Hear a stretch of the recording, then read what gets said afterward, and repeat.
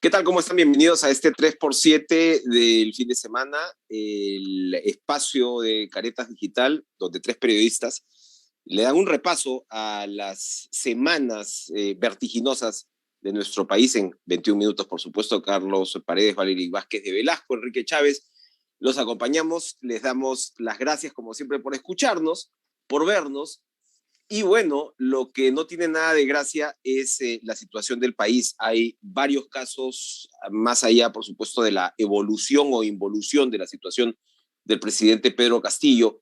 Hay varios casos que preocupan y uno que especialmente llama la atención y que indigna es que se llegue al punto de tener que anular el proceso de compra de fertilizantes por cuestionamientos bastante claros, para empezar por el lado de la Contraloría, pero nos estamos refiriendo además a un drama que afecta a los agricultores desde hace muchos meses, que no se haya podido hacer nada hasta el momento y que cuando se haga en medio de un ministerio tomado lamentablemente por personajes que no deberían estar ahí, como el de Agricultura, indigna doblemente. Carlos, tú no solamente has seguido el tema, por supuesto, desde la televisión, desde Contracorriente, sino que escribiste también en la última edición de Caretas. Y bueno, pasó lo que probablemente tenía que pasar.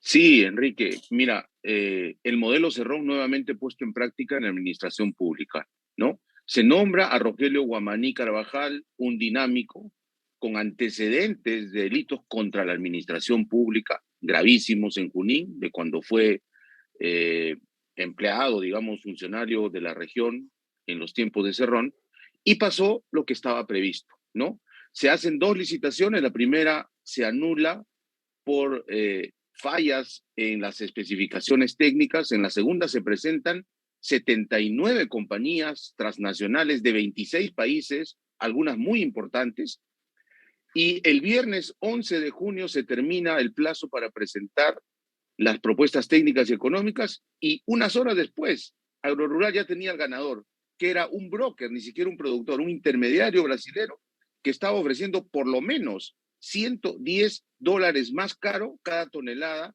de fertilizantes que necesitan urgentemente nuestros agricultores, es decir, con una sobrevaloración de $8 millones de un postor que en Contracorriente hemos podido seguir y conocer su propuesta, pero 77 propuestas se han borrado de un plumazo sin siquiera verificar la propuesta técnica y por supuesto la económica, ¿no? Este domingo vamos a presentar audios contundentes de cómo se armó este faenón dinámico para robar al Estado, y clarísimo, ahí dice, bueno, vamos a poner 15% de comisión, 10 para adentro y 5 para los intermediarios. Es decir, así de grosera esta corrupción en agro rural, y como tú dices, al final vamos a perder todos los peruanos porque la campaña agrícola no va a tener fertilizantes, no vamos a tener los suficientes alimentos, van a subir de precio y nos perjudicamos todos por la corrupción enquistada de Cerrón, que ha reaparecido en lo que sabe hacer, robarle al Estado, y está compitiendo con los dinámicos de Breña, quién roba más al erario público. Antes de darte el pase, Valery, la información que tengo además, me la dieron del propio ministerio, es que claro, ahora ha podido salir Agrorural, pero le han tenido que entregar el proceso al MEF, o sea, prácticamente diciendo, Agricultura no es capaz, está tomada por este grupo de personas, tenemos que sacar el proceso de aquí porque es algo prácticamente de interés nacional o de seguridad nacional. Y la información que tengo es que el señor Alencáster ha llegado y le ha pedido a varios vinculados a Cerrón su renuncia y no se la dan. No se la dan porque se sienten lo suficientemente seguros de que no los van a sacar. Valery, ¿cómo ves esta situación? Bueno, lo que ha contado Carlos, por un lado, por otro lado, el hecho de que la forma de rechazar a la empresa postora GIG, que era la contraria, ¿no? Que competía justamente con MF, al final era porque el ISO, el certificado ISO estaba en inglés, ¿no? Era como completamente ridículo. Y todas Pero estas ni cosas. siquiera eso era verdad, Valerie. Tenían la traducción en español. O ¿Y sea cómo que no fue va a ser la absurdo. traducción? No solamente eso, sino que la suya estaba en inglés y la de MF estaba en brasileño, ¿no? En En portugués. portugués, sí. Al final de cuentas, realmente estaban buscando cualquier excusa para sacarlos de carrera, ¿no? Con lo que tú has dicho, una sobrevaloración de $8 millones en todo este pedido de 73.000 toneladas que se estaba haciendo. Lo que me parece de alguna manera esperanzador es que al final esto se ha podido revertir. Si bien iban a llegar antes los fertilizantes, según Alencastre, deberían llegar a más tardar el 13 de agosto, se le ha permitido a él ingresar y él está hablando de transparencia y está haciéndole caso a este informe de la Contraloría. Si bien puede ser complicado, puede estar cerrón y puede estar el ministerio tomado tal y como ustedes están explicando, lo que se ve es que por la emergencia de los fertilizantes y la situación en el mundo, de toda la escasez que ha habido, se está actuando por un ministro que finalmente da la talla. Creo que es el único de todo el gabinete que está dando la talla, diciendo las cosas sinceramente, ¿no? Ahora, allí ahí hay un tema que me llamó la atención, además sobre lo que tú nos comentabas, Valerie, la semana pasada, que nos diste un reporte bastante detallado con respecto a lo que estaba ocurriendo en la mesa directiva. Y allí, APP, que sabemos, se supone hay un acuerdo para que APP encabece la próxima mesa directiva, parecía que la señora Lady Camones tenía posibilidades y la adornaron con un tremendo audio, ¿no? Que sale precisamente del comité ejecutivo de APP, es decir, ahí no hay posibilidad de que haya sido alguna otra agrupación política, Acción Popular, ¿no? Entonces es de adentro mismo. A ver, la competencia... ¿Qué está pasando en APP por ahí? Claramente se la quieren bajar a Lady. La competencia de la semana pasada, y lo habíamos dicho, era entre Salguana y Lady Camones, ¿no? Entonces estaba clarísimo que dentro de este grupo ellos eran los favoritos, porque claro, Quiabra siempre votaba en contra, Chaís tampoco se alineaba con APP, pues habían algunos preferidos, digamos, que daban la talla, pero que no necesariamente estaban tan de acuerdo con Acuña siempre. Los que sí podían ser Salguana y Camones, pero tampoco tenían el encanto, digamos, del grupo, ¿no? Que tenía este acuerdo. Camones era la preferida, entonces había que bajársela. ¿Quién se la bajó? Salguana. Lo que dicen claramente es que el audio lo graba Salguana y lo pasan, pero claro, a partir de esto también él pierde y comienza a estar, según lo que me dicen, Echaíz más fuerte, pero esperando ciertas condiciones conversables y a conversar con César Acuña. Claro, ahora se tiene mucho miedo de decir cualquier cosa en APP porque te puede grabar tu compañero y te puede soltar tu compañero. Por confirmar claramente lo de Salguana, pero bueno, dicen que se sabe que ha sido él por la posición, por el lugar, por el audio, por lo que ya sabemos cuando uno graba conversaciones. Claro, esta guerra de audios fratricidas, digamos, ¿no? Porque es fuego amigo. Lo que queda claro es que además de tener el beneplácito de Acuña, probablemente a la interna de Alianza para el Progreso, la ex fiscal de la Nación, Gladys Echaíz, va a tener que consensuar y dialogar con los otros grupos parlamentarios hoy más atomizados en el Congreso sobre la base de una agenda, ¿no? Y la pregunta clave, creo yo, es ¿cuál va a ser la posición de un Congreso que se ha mostrado pusilánime en ciertos momentos, errático en muchos más, y que no estaría representando a la gran mayoría de peruanos, ¿no? En el control político, en las leyes mercantilistas que ha sacado, muy criticables algunas de ellas, incluso en actos controvertidos como la elección del Tribunal Constitucional. Y esta semana tenemos información en contracorriente que hay un tribuno propuesto por Perú Libre que hoy está ya en el Tribunal Constitucional preparando nada menos que una resolución para darle libertad a Antauro Humala, ¿no? Que ha sido una propuesta de campaña de Perú Libre, ¿no? Una oferta que se estaría cumpliendo. Entonces ya estamos empezando a entender por qué esta elección de los nuevos tribunos tuvo una alta votación. Al parecer, cada uno ya tenía su mochila en el hombro y la están cumpliendo. Vamos a ver en los próximos días qué pasa, porque esta resolución va a tener cola, creo yo. Lo de Y esto Antauro, nos lleva, dale. ministros y el mismo Pedro Castillo que ha dicho que va a honrar su palabra en algún momento. Sí, perdón, Enrique. Sí, no, claro, o sea, el caso Antauro siempre va a ser un factor, digamos, de disrupción y podría además precipitar y polarizar más la situación, porque claro, con Antauro Humala además estamos hablando de una persona que me parece va a cumplir su sentencia en el 24 y 25. ante 24, 25, ¿no? Y como sea, quiere salir antes a pesar de que él ha sido responsable por el homicidio de los policías en el Por Andahuaylazo que exceso, fue. él dice por exceso de carcelería, pero que además es una figura que no se da cuando tienes víctimas directas. Por No, pero supuesto, por además, supuesto. ahora sus abogados apuntan a algo más grave. Él, si revisamos la audiencia del TC que ha sido el 16 de junio, él dice Orondo que le están acusando de un delito que él no ha cometido porque se ha sometido en su momento a una prueba de absorción atómica y no le han encontrado rastros ni de plomo ni de antimonio, es decir, él no disparó.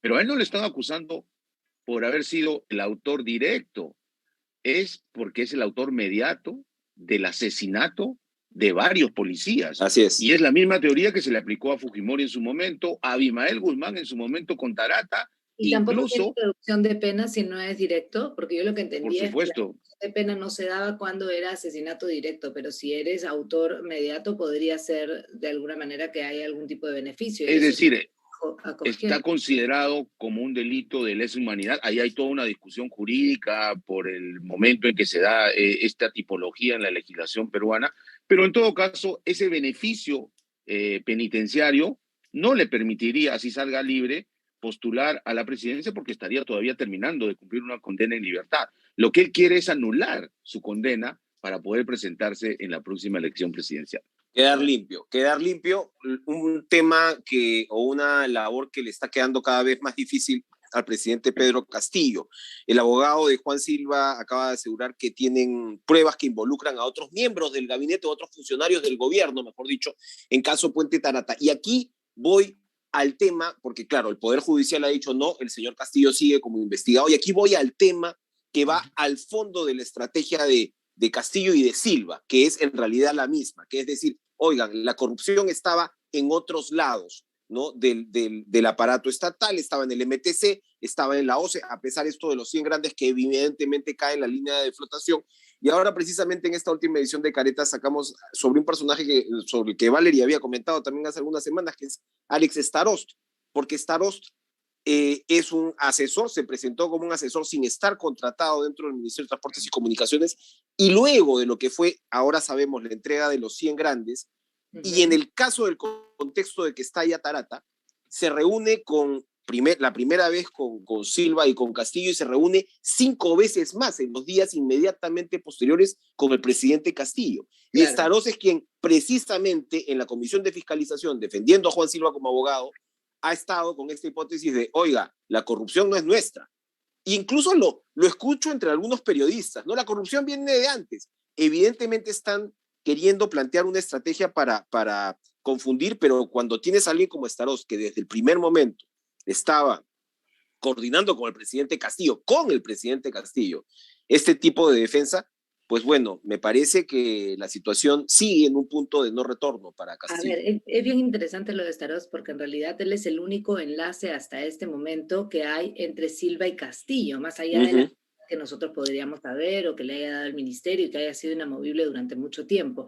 Pero luego en las investigaciones, cuando comienzan ya a buscarse estos testimonios, Starost aparece por un lado con Castillo en estas reuniones en Palacio de Gobierno y por otro lado con Silva en el ministerio, jefeando, aunque no era funcionario, y luego en la comisión donde sale como su defensor. Entonces, ese es el único enlace, porque incluso con lo de Villaverde, el haber aceptado la comisión de delito esta semana, no hay todavía ninguna prueba de que está Pedro Castillo recibiendo el dinero. Es Silva siempre el operador que podría haber hecho el nexo, pero todavía no se llega a comprobar que Villaverde y Castillo tuvieron esa... Y la diferencia es que Staroz no está prófugo, a diferencia de Pacheco, de Fray, ¿no? Y del propio Silva, que son los que podrían establecer ese enlace, Carlos. Podría Y colaborar. tampoco está procesado, a pesar de que ya Así hay es. testimonios de muy buena fuente, por ejemplo, de la ex viceministra de Transportes, Caballero, que ha dicho Fabiola Caballero, que Staroz que fiaba en el MTC, pero además llegó como estratega, una suerte de versión jurídica de Salas, ¿no? Para negar, por ejemplo, lo del puente Tarata 3 y obligar a la viceministra a que salga a declarar en el canal nacional, coordinando pues con este presidente ejecutivo de el Instituto de Radio y Televisión, ¿no? Y es más, tenemos información nosotros que Starot coordinó con el director general de aviación comercial el tema del aeropuerto de Chota por encargo directo del presidente, y este fin de semana, ayer viernes, el presidente ha estado en su pueblo en Chota ya diciendo que hay una partida para los estudios técnicos de este aeropuerto. O sea, Starot es una pieza clave que puede llenar ese vacío que dice Valery entre la conexión directa Silva, presidente de la República. Estuvo muy interesado, por cierto, también ahora que hablas de aeropuertos, en el caso LAP, ¿no? En la extensión del Jorge Chávez también. O sea, efectivamente llegó a jefear, no estaba contratado y claramente con las visitas se establece que había una coordinación previa, insisto yo, para decir, bueno, esta corrupción no es nuestra, cuando claramente ellos están metidos hasta el cuello, ¿no? Ahora, hay una situación con Pedro Castillo que parece que ya comienza a ser preocupante, ¿no? Y es la presión que se le está dando a la Procuraduría General a que finalmente denuncie al presidente, a que active todo lo que se debería investigar desde la Procuraduría, ¿no? Todo el tema de las irregularidades en general en Petroperú, en la situación de Silva, en la situación de Pacheco y los sobrinos, todo eso que hasta ahorita ha sido un silencio grande podría activarse, ¿no? O termina la Procuradora renunciando o termina la Procuradora acusando, y ahí Pedro Castillo, con la presión que se está dando, podría tener un camino un poquito más complicado, ¿no? Un poco más no, yo creo que la Procuradora General del Estado, esta señora María Carajulca, trabajando en pared con Javier Pacheco, simplemente están en la práctica siendo abogados de oficio del presidente de la República. Me cuentan de muy buena fuente que en el interrogatorio al que se sometió hace poco en la Fiscalía de la Nación, no hizo una sola pregunta respecto a los casos graves que se está investigando, ¿no? Pero no da más, ¿no? De alguna manera iba a tener que declarar, porque lo que está claro es que está siendo abogada del presidente, cuando lo que tiene que ser es protectora del abogada del Estado. De los intereses del Estado. Claro. Bueno, un último temita ha sido, claro, es una noticia triste para Keiko Fujimori, para su familia, anunció su separación, en realidad el fin del matrimonio es lo que ha anunciado, ¿no? Un próximo divorcio con Mark Vito, y esto más allá de las implicancias personales. Claro, hay especulaciones informadas sobre qué efecto podría tener esto en el proceso del juicio. Yo lo que sé es que Fiscalía estaba, si bien Mark no tiene, entiendo, impedimento de salida del país, Fiscalía estaba muy detrás de el tema de la entrega de plata, porque la investigación de Domingo Pérez, pues efectivamente ha ido mutando, ¿no? Como sabemos, pues ha habido esta resistencia tan grande a aceptar la entrada de dinero de Odebrecht, y apareció este empresario Rasmus, este chileno, que tiene, claro, chileno, pero con muy fuertes intereses en el Perú. Sudamericana de Fibras tiene su sede en el Callao.